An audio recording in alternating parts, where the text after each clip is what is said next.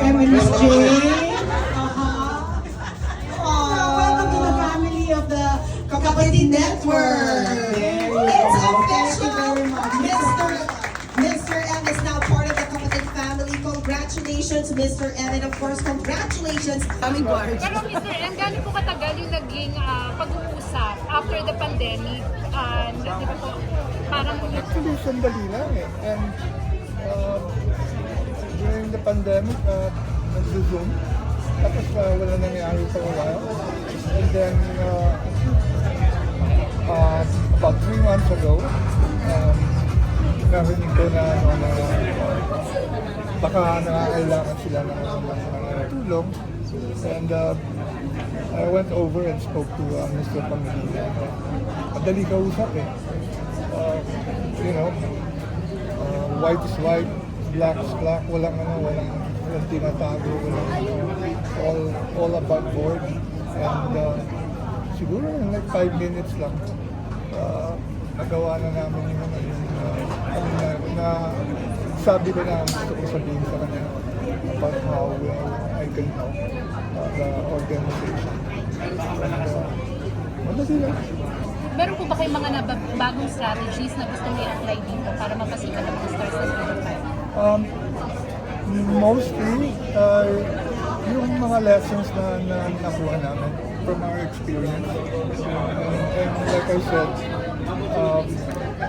we have just a little different way of applying what we learned. And di ba pag yung kotse, pag ano yun eh, kotse yan, you don't deconstruct it. Di ba? You cannot reinvent the wheel, kumbaga.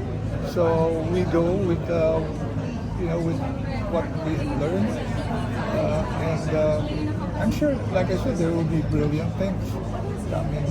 Kung ano lang pwede nyo pong ma-share na una nyo hong gagawin aside from directing Vibe, may mga usap-usapan pa na may mga kukunin ho kayong ibang mga artists. Yes.